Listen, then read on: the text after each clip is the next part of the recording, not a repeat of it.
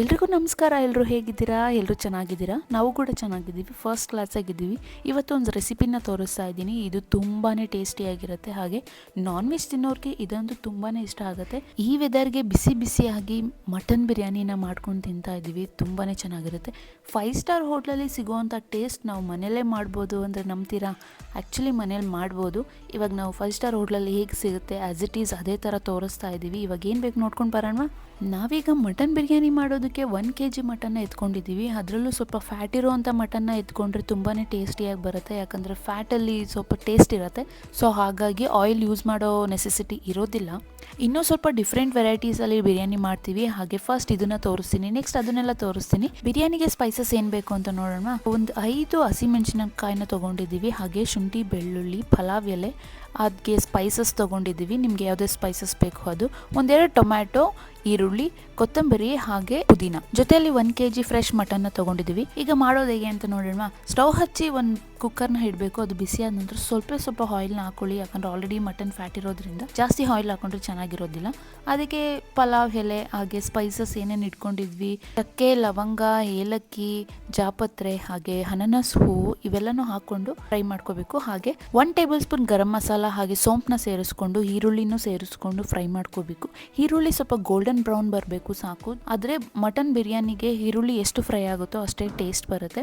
ಈರುಳ್ಳಿ ಸ್ವಲ್ಪ ಚೆನ್ನಾಗಿ ಫ್ರೈ ಆಗೋವರೆಗೂ ಹುರ್ಕೊಳ್ಳಿ. ನಾವು 5 ಜನಕ್ಕೆ ಆಗೋ ಥರ ಬಿರಿಯಾನಿನ ಮಾಡ್ತಾ ಇದ್ದೀವಿ. ಹಾಗೆ ಅದಕ್ಕೆ ಬುಲೆಟ್ ರೈಸ್ ಹಾಗೆ ಜೀರಾ ರೈಸ್ನ ಮಿಕ್ಸ್ ಮಾಡಿ ನಾವು ಮಾಡ್ತಾ ಇರೋದ್ದೀವಿ. ತುಂಬಾ ಟೇಸ್ಟಿಯಾಗಿರುತ್ತೆ. ಈರುಳ್ಳಿ ಗೋಲ್ಡನ್ ಬ್ರೌನ್ ಬಂದಿದೆ, ಅದಕ್ಕೆ ಸ್ವಲ್ಪ ಪುದೀನ ಸೇರಿಸೋಣ. ಈಗ ಮಸಾಲೆ ರುಬ್ಕೊಳ್ಳೋಣ. ಒಂದು ಜಾರ್ ತಗೊಳ್ಳಿ. ಅದಕ್ಕೆ ಹಸಿಮೆಣಸಿನಕಾಯಿ, ಶುಂಠಿ, ಬೆಳ್ಳುಳ್ಳಿ ಹಾಗೆ 4 ಲವಂಗ ಹಾಕ್ಕೊಂಡು ಪುದೀನ, ಕೊತ್ತಂಬರಿನ ಹಾಕೊಂಡು ಪೇಸ್ಟ್ ಮಾಡ್ಕೊಳ್ಳೋಣ.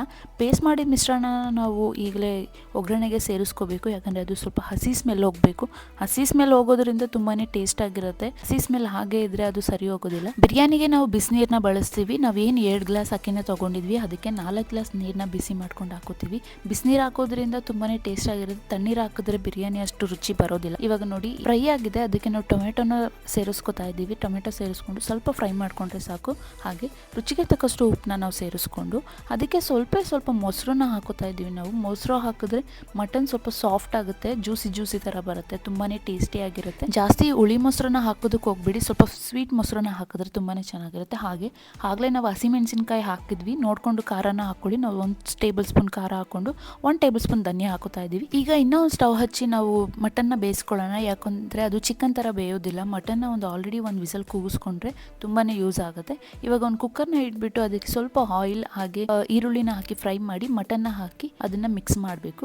ಮಿಕ್ಸ್ ಮಾಡಿದ ನಂತರ ಅದಕ್ಕೆ ಸ್ವಲ್ಪ ಉಪ್ಪು ಹಾಗೆ ಟರ್ಮರಿಕ್ನ ಸೇರಿಸಿ, ಅರಿಶಿನ ಸೇರಿಸಿ ಒಂದು 2-3 ವಿಜಲ್ನ ಕೂಗಿಸ್ಕೊಂಡ್ರೆ ಮಟನ್ ಸ್ವಲ್ಪ ಬೆಂದಿರುತ್ತೆ. ಇವಾಗ ಅದನ್ನು ಮಿಕ್ಸ್ ಮಾಡಿ ಲಿಡ್ ಕ್ಲೋಸ್ ಮಾಡಿ ಒಂದು ಲೋ ಫ್ಲೇಮಲ್ಲೇ ಹಿಡಿ. ಯಾಕಂದರೆ ಒಂದು 3 ವಿಸಲ್ ಆದರೆ ಅದು ಮಟನ್ ಬೆಂದಿರುತ್ತೆ. ಇವಾಗ ಅದು ಬೆಂದಿದೆ ನೋಡಿ, ಈ ಥರ ಆಗಿರುತ್ತೆ. ಇದನ್ನು ಡೈರೆಕ್ಟಾಗಿ ನಾವು ಏನು ಮಸಾಲಾನ ಫ್ರೈ ಮಾಡಿ ಇಟ್ಕೊಂಡಿದ್ವಿ ಅದಕ್ಕೆ ಶಿಫ್ಟ್ ಮಾಡಬೇಕು.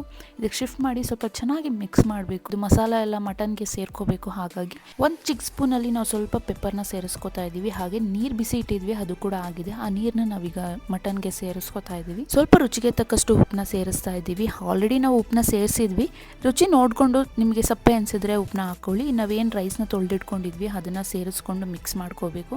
ಹಾಗೆ ಇದಕ್ಕೆ ನಿಂಬೆಹಣ್ಣಿನ ರಸನ ಸೇರಿಸ್ಕೋಬೇಕು. ಮನೆಯಲ್ಲಿ ಹಾಕೊಳ್ಳೋದ್ರಿಂದ ನಿಮಗೆ ರೈಸ್ಗೂ ಲೆಮನ್ ಸೇರ್ಕೊಳ್ಳುತ್ತೆ.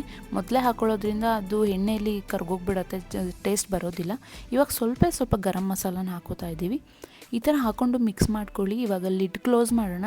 ಲಿಡ್ ಕ್ಲೋಸ್ ಮಾಡಿ ಒಂದು 2 ವಿಸಲ್ ಆದರೆ ಸಾಕು. ಆಲ್ರೆಡಿ ನಾವು ವಿಸಲ್ ಕೂಗಿಸಿರೋದ್ರಿಂದ ಮಟನ್ ಬೆಂದೋಗಿರುತ್ತೆ. 2 ವಿಸಲ್ ಆದರೆ ಚೆನ್ನಾಗಿರುತ್ತೆ. ನೋಡಿ ವಿಸಲ್ ಆಗ್ತಾ ಇದೆ. ಇವಾಗ ಅದನ್ನು ತಣ್ಣಗಾಗ್ಬಿಡೋಣ. 2 ವಿಸಲ್ ಆಗಿ ಇವಾಗ ಫುಲ್ ಪ್ರೆಷರ್ ಹೋಗಿದೆ. ನಾವು ಓಪನ್ ಮಾಡ್ತಾ ಇದ್ದೀವಿ ಲಿಡ್ಡು. ನೋಡಿ ಹೇಗೆ ಬಂದಿದೆ ಅಂತ. ನಾವು ಜೀರಾ ರೈಸು ಬುಲೆಟ್ ರೈಸ್ ಹಾಕಿರೋದ್ರಿಂದ ಅನ್ನ ಉದುದ್ರಾಗಿ ಬರುತ್ತೆ, ಅದು ಅಂಟೋದಿಲ್ಲ. ಹಾಗಾಗಿ ಬಿರಿಯಾನಿ ತುಂಬ ಚೆನ್ನಾಗಿರುತ್ತೆ. ಇವಾಗ ಮೇಲೆ 1 ಟೇಬಲ್ ಸ್ಪೂನ್ ತುಪ್ಪನ ಸೇರಿಸ್ಕೊತಾ ಇದ್ದೀವಿ. ಫ್ಲೇವರ್ಗೋಸ್ಕರ ಸ್ಮೆಲ್ ಚೆನ್ನಾಗಿ ಬರುತ್ತೆ ಅಂತ. ಎಷ್ಟು ಉದುದ್ರಾಗಿ ಅನ್ನ ಬಂದಿತ್ತು ಅಂತ ಅಂದರೆ ನಿಜವಾಗ್ಲೂ 5 ಸ್ಟಾರ್ ಹೋಟೆಲಲ್ಲಿ ಸಿಗುವಂಥ ರುಚಿನೇ ನಿಮಗೂ ಸಿಗುತ್ತೆ. ನೀವು ಬೇಕಾದರೆ ಇದೇ ರೀತಿ ಟ್ರೈ ಮಾಡಿ ನೋಡಿ. ಆಚೆ ತಿನ್ನೋಕಿನ ಅದೇ ದುಡ್ಡಲ್ಲಿ ಮನೇಲೆ ತಂದು ಮನೇಲಿ ಕೂತು ಎಲ್ಲರೂ ಮಾಡ್ಕೊಂಡು ತಿನ್ನಿ. ತುಂಬಾ ಟೇಸ್ಟಿಯಾಗಿರುತ್ತೆ, ಹಾಗೆ ಚೆನ್ನಾಗಿ ಕೂಡ ಇರುತ್ತೆ. ಈಗ ನೋಡಿ ಇದನ್ನು ಸರ್ವ್ ಮಾಡ್ತಾ ಇದ್ದೀನಿ. ಎಷ್ಟು ಚೆನ್ನಾಗಿ ಬಂದಿತ್ತು ಅಂದರೆ ನನಗಂತೂ ತುಂಬಾ ಇಷ್ಟ ಆಯಿತು. ನಮ್ಮ ಮನೇಲಿ ಎಲ್ಲರೂ ತುಂಬ ಇಷ್ಟಪಡ್ತಾರೆ ನಾನ್ ವೆಜ್. ಮಟನ್ ರೆಸಿಪಿ ನಿಮ್ಗೆ ಇಷ್ಟ ಆಯಿತು ಅಂತ ಅಂದರೆ ಯಾರೆಲ್ಲ ನನ್ನ ಚಾನಲ್ನ ಹೊಸದಾಗಿ ನೋಡ್ತಾ ಇದ್ದೀರಾ ಲೈಕ್ ಮಾಡಿ, ಶೇರ್ ಮಾಡಿ, ಹಾಗೆ ಸಬ್ಸ್ಕ್ರೈಬ್ ಮಾಡಿ. ಪಕ್ಕದಲ್ಲಿರೋ ಬೆಲ್ ಐಕನ್ನ ಕ್ಲಿಕ್ ಮಾಡಿ. ಹಾಗೆ ಯಾರು ಸಬ್ಸ್ಕ್ರೈಬ್ ಮಾಡಿದ್ದೀರಾ ಅವ್ರಿಗೆಲ್ರಿಗೂ ಥ್ಯಾಂಕ್ ಯು. ಹಾಗೆ ನನ್ನ ವಿಡಿಯೋನ ಹೀಗೆ ಸಪೋರ್ಟ್ ಮಾಡಿ ಅಂತ ಹೇಳ್ತಾ ಈ ವಿಡಿಯೋನ ಇಲ್ಲಿಗೆ ಮುಗಿಸ್ತಾ ಇದ್ದೀನಿ. ನಿಮಗೆ ಇಷ್ಟ ಆದರೆ ಕಾಮೆಂಟ್ ಮಾಡಿ, ಮತ್ತೊಮ್ಮೆ ಸಬ್ಸ್ಕ್ರೈಬ್ ಮಾಡಿ, ಹಾಗೆ ಪಕ್ಕದಲ್ಲಿರೋ ಬೆಲ್ ಐಕನ್ನ ಕ್ಲಿಕ್ ಮಾಡಿ. ಯಾಕಂದರೆ ನಮ್ದು ಯಾವುದೇ ವಿಡಿಯೋಸ್ ಬಂದರೂ ಫಸ್ಟ್ ನಿಮಗೆ ನೋಟಿಫಿಕೇಶನ್ ಬರುತ್ತೆ. ಹಾಗೆ ಮುಂದಿನ ವಿಡಿಯೋದಲ್ಲಿ ಸಿಗ್ತೀನಿ. ಎಲ್ಲರೂ ಹೀಗೆ ಸಪೋರ್ಟ್ ಮಾಡಿ ಅಂತ ಹೇಳಿ ಥ್ಯಾಂಕ್ ಯು ಸೋ ಮಚ್ ಎಲ್ರಿಗೂ. ಹಾಗೆ ಸಬ್ಸ್ಕ್ರೈಬ್ ಮಾಡೋದಂತೂ ಮರಿಬೇಡಿ.